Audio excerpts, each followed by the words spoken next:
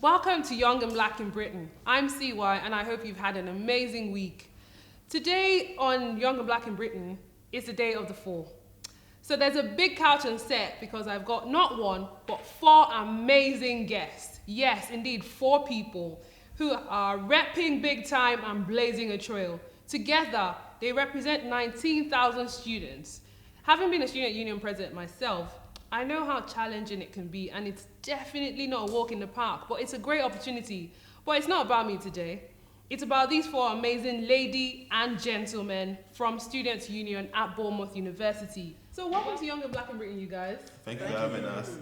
I must say that I am actually super proud of the level of black representation at your Students' Union. You are a model for Students' Unions and students to aspire to. Thank you. I'm not talking about your personal beef. I'm talking about the actual work that you guys do. I mean, look at those lanyards made of, it's African themed. Exactly. Yeah. Like, I've not seen any other students' union that has that, so, So I'm going to just do quick introductions for everyone who's watching. So from my far right, Abidemi, right? Yeah. And then that's Ade, Mr. President. Then we've got Lenny, and we've got Leah. I feel like I need to separate both of you like two naughty kids. Every time I see you, that's how I feel. Not even. It's fine. Okay. So my first question is actually for everyone. How's it been? You know, it's been 8 months as a team, right? So how's it been? Anyone? Who wants to go first? Interesting. Okay. I will start off, but I will let the team carry on. I think for me, it's been very eye-opening for myself. So for my second year of university, I was a Black Student Campaign Officer, and then coming into this role, it was like I had an idea of like the scope on campus, but actually stepping into the role as a full-time officer, it was just you just saw more problems, more issues that you need to fight for. You also see like the authenticity of students as well. But for me, personal development has been crazy. I'm kind of like a fiery in-your-face person, and for me, I've learned how to like know when it's appropriate to be this way or be that way, and just to like regain our relationship with like the university or different members in the union. It's been a roller coaster, but yeah, very beneficial for myself. So as a team, how's the dynamics been? How's it been working? Because it's all right by yourself, like but as a group, how's it been? Well, I would say it's been sometimes challenging and sometimes really interesting, because I think we all came in as individuals, but then you get to learn like how other people kind of behave and how to like address people and stuff. So it's been good and bad, yeah. Okay. That's I'll call it more fun. I'll call it fun because at the same time you have the good side and the bad side as well. So you just have to, keep the momentum going, and trust me, that's just why I tag as fun as me. So okay. I think it's kind of also been very interesting because I've seen my friends, if not colleagues, grow. And that makes me, very proud. All right. So I think it's just been very, very interesting. Right. Okay. So now, Leah, the first question is for you. So how's it been, like, being the only woman in the group? Especially being the first woman of colour to be elected as VP activities at your Students' Union. So how's it been being the only female? I think it's definitely tough. I'm not going to pull like the feminist card or even like the sexism card, but a lot of times I do feel very misunderstood. I do feel like, I care too much, I shouldn't care as much, I pick out the details, but I think that's just my personality, the way I am. But I feel like with the months going on and stuff, the boys like started to get to know how I work or get to know me better. And I think they do understand me better now. And it's funny because I've been saying, I've pointed out certain things like ages ago, and it's only now that they started realizing it. And I'm like, well, I've been saying it, but nobody wanted to listen to me. So, but the girls are always right. Well, I'm not saying always, but I'm just saying sometimes listen to me, But it's just, I think it's been very interesting. Very interesting. I do think I would have liked a few more on the team. Okay.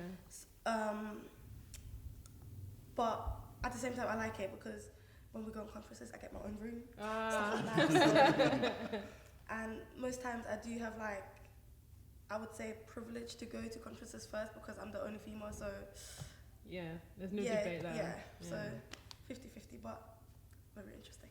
I kind of feel like we're gonna iron out issues today on set, but all right, let's see how this goes. BW, I'm going to come to you now. You're an international student and you've held a number of positions within your students' union, right? And in your current role as VP Communities, you started the International Students Network, am I correct? Yeah. Yeah, to better support international students. How has the response been? Because I know I'm an international student myself, so I know how international students, we don't engage as much as we could. But how have you found it? I think it's been one, I would say, like a roller coaster, because like you said, international students don't engage, but then we feel like we should be doing more for international students. So in terms of like engaging students and stuff like that, I've had to like push students to like tell them you're entitled to this, or this is the level of representation you should be getting from the university and stuff like that. So first of all, I feel like it's not something I should be doing. I mean, if you know you've paid so much to come to study and stuff, you should expect so much. So I shouldn't be telling you this are the things that you should expect. So for me to have to do that, it's like challenging, and I'm like, you know what, that shouldn't be happening. We need to see more in terms of representation and stuff like that. Why do you think, maybe not for you, but I mean, anyone else can also answer this. Why do you think there is that lack of, should I call it a sense of entitlement? Yeah, I feel first of all it's like the cultural difference. So a lot of people shy away and be like, oh, I'm not entitled to this because I'm different from them. Like I mean, like home students get like loans and stuff, so they feel like, oh, because I'm international, I'm not supposed to get any one of them. So like, you know what, I'm just gonna be where I want to be, or just stay away. And especially those that are postgraduate, so they feel like I'm just here for 1 year anyway. Yeah. So why do I need any one of these things? So it's just, I feel like that's the main problem. But has the International Student Network that you set up made a difference? We've just started, so there's been none before, and we've just started. I think it's going to 3 weeks now. So, so we're still we're still looking at things that we could be doing that we're not currently doing. Okay. So yeah, it's picking up. All right, that's great. Well done. Yeah, thank you. Ade, I know that you're a Chelsea fan, right? So sorry about your team this season. No shade, but I hope you've had more wins in your role as president than, your team has. Oh, definitely. If we're going to be asking, going into that, definitely. I think I've performed better off than my team with Sharibo. Well, Chelsea fans might come for you for that, but all right. No dismissal, though. So how's it been in your year as president? How's it been? Like I said earlier on, it's been fun, and clearly stating, sometimes you kind of see in the presidential role itself, you have a remit, basically. You have a remit on your own. You see that with the university sometimes to iron out certain things, being the chair of the board and being the trustee board as your own union as well. But in the long run, you'll be left on the island. You'll be like, where am I actually going? Because certain times you'll be like, the 4 sabbatical officers, they have individual remit, they are actually specialized in. And you'll be like, where do I actually fit in? Exactly. Then in time to be like, you'll be floating around, you just be like an manager, pretty much. You get to know everything, but at the end of the day, you don't want to get people offended in a way that you just have to let them do their own thing and tend to manage their own affairs. And the only thing you just can do to them is either you support them or you just work with them in terms of anything, in terms of getting students, just doing bits and bits. But definitely you have your manifestos as well. So my manifestos have been able to achieve it. So in terms of food deals, so I'm looking at their faces when it says I'm able to achieve it, like, is that true? But I was rightfully saying. Well, I must rightfully say on the manifesto, it doesn't take a year to be able to accomplish every single thing. Every single thing takes a process, and it's bureaucratic in nature. So without that, so it's gonna. I can't say rightfully say now I've done every single thing within 7 months. No, there's still much more work to be done, and at least there's still more improvement we still need to be doing in terms of student lifestyle at the university. And you're the second black president. I mean, after taking over from Daniel, who paved the way and held the role for 2 years consecutively. Do you feel like you have big shoes to fill? Yes, I have In terms of, I have big shoes to fill because you'll be being a leader in that position. Daniel, like you rightfully said, sets the pathway for black minority students within the university. And one thing is that people look at you in terms of they are looking for you to make mistakes and they counter on those mistakes and what you do. You just have to always be conscious of what you're doing. You have to be not only conscious, you have to be sensitive about it. Before you make an action, look at the pros and the cons about it before you know what you need to do. But definitely, yes, actually, but you just need to be watchful of what you're doing, basically. So don't make mistakes, basically. I'm going to come over to you, Lenny, of course. there's and I'm going to make sure this question is very hard. I'm just joking. There's a couple of firsts on this team, obviously, and you're the first black vice president education. What are some key achievements that maybe you've had in this role? I think for me, the main one is representation. I feel like the nature of Bournemouth and it's been a very wide area. The topic of race and the topic of racial disparities that students face and cultural disparities has never been on the table.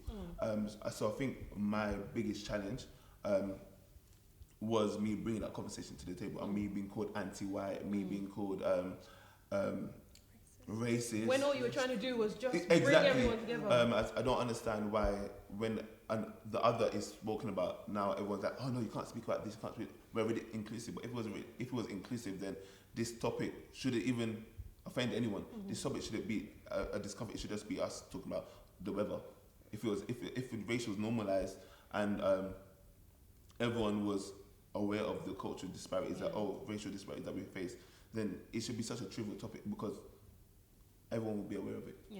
So I think that's it's not my biggest accomplishment, but I feel like something that really sticks out to me is that conversation that I brought to the table. Like the nature of the roles that we're in. What Subi really could be from, as she said, Bournemouth University, so Subi.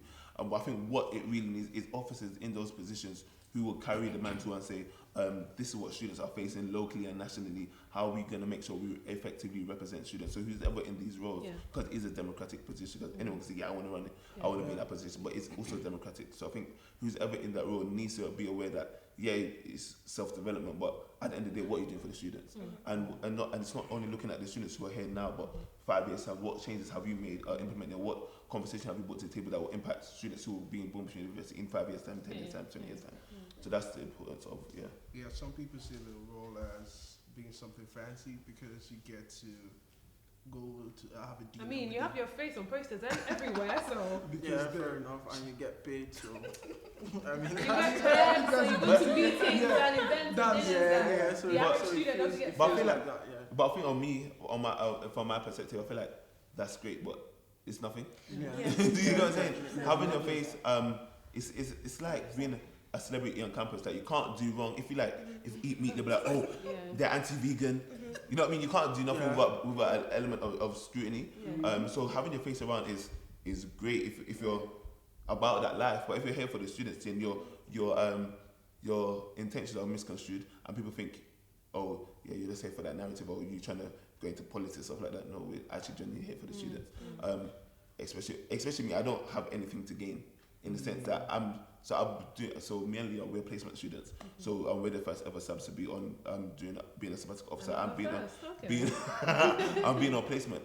So essentially, I had to turn an offer from Microsoft because I'm not getting. You know what I'm saying? It's like it's more than a CV thing for me. And we don't want that to get misconstrued with our faces, this place and that place. It's not that deep for us.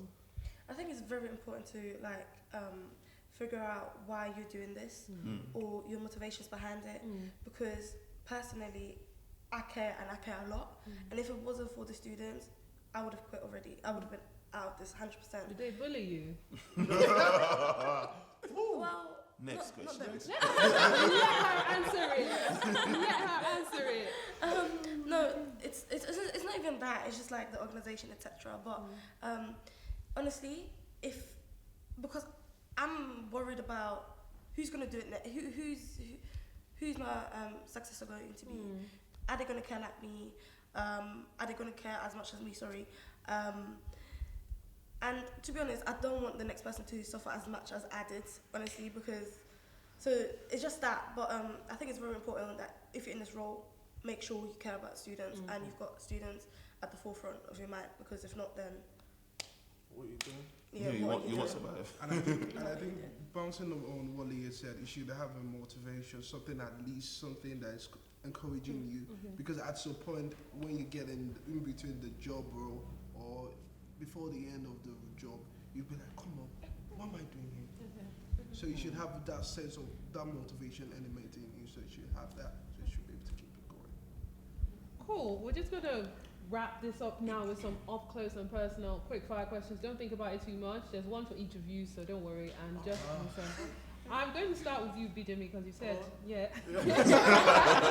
Because I'm because you're the one like right there. You're making eye contact. So Bidemi, you said the most interesting thing about me. I'm quoting you now. The most interesting thing about me is I like to know a little bit about everything. So. Give us one random fact that you know. No, I can't. Can I think of a random fact? You like to know a little bit about everything, so random She fact. said you shouldn't think about it too much, so don't think about it. Just I don't want to say something that's not true. Well, there's loads of people here who know if it's not true, so. Okay. Fact about myself or something. Anything. You said you like to know a little bit about everything. Of course, you know yourself, so talk about something else that's not you. because that would Okay. pass. I wouldn't know, really. What would I say? Nothing. Okay. Nothing. You see, you put things in You the put thing. That means. No, I'm just thinking like random stuff like Yeah, about food. Okay, about, try. Let's help you. okay, well, Well, do something. Guess an element about Leah, myself, and Lenny. So, Exactly. so that will help you. come on, that's easy. Then do it. I know Leah is very picky. She likes, things, the way she wants it. As we all do. Yeah, no, not like, we're all different. Some people will be like, what, I don't care, just do it. But she wants it exactly the way it's in her head. no, So. I think. I said we were going to iron things out today. I think there should be a standard of like your quality of work. Well, So exactly. If It's it's the way it's in her head, right? Okay, this is Bidemi's question, so he's going to answer it. Okay, let's not dwell too much on Leah. So Lenny says he doesn't care, whereby he actually cares. No right He response. says Okay. I don't care, but deep down he actually cares. Yeah. And Ade is very conscious of like the things he does, and he doesn't want to make mistakes and stuff like that. So. Okay, all right What then. about himself? What about yourself? Yeah, that's Well, but facts about yourself, you really Yeah, have to exactly.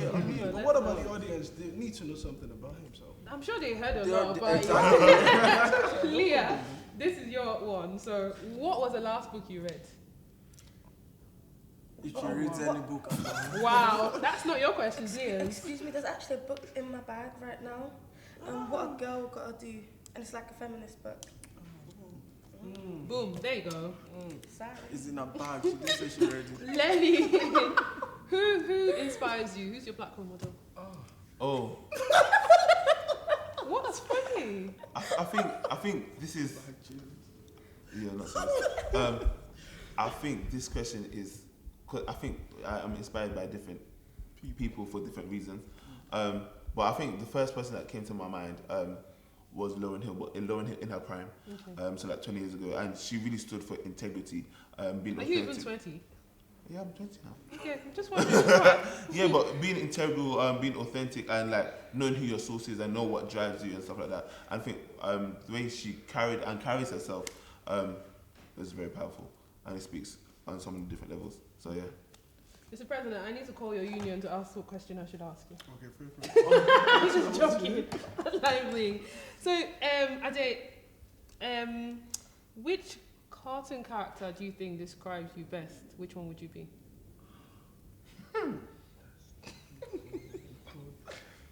You said, when it was him, you said don't think about it. Now you're thinking. Yeah, Honestly, exactly. Honestly, that would definitely make me. Do you want us to answer for you? Yes. What Johnny is the Bravo. team? Whoa. No. Johnny Bravo? No. Why? Well, let's leave that. Wait. No. You don't agree, Lenny? I'm just listening. That got me thinking, honestly, a character. Jesus, there's so many cartoons. Just pick one. No. No, see this Chelsea fan. You know that guy from Horrid Henry, and he's like, I don't know. No, because I feel like Ade is not a big speaker, you know what I mean, but he's like in his head a lot. So yeah. Okay. I'll go for. No, I'm not that Dexter. I won't go for Dexter. No. Okay, so we'll Dexter came to my mind. we'll let you think till the next season. No what it is. way. But thank you guys so much for coming all the way from Bournemouth to be here today. We really appreciate it. And if you're watching this and you're a young black person, do something great around you. And on that note, that's it for today's episode of Young and Black and Written. CY. See you next time. Thank you. Thank you.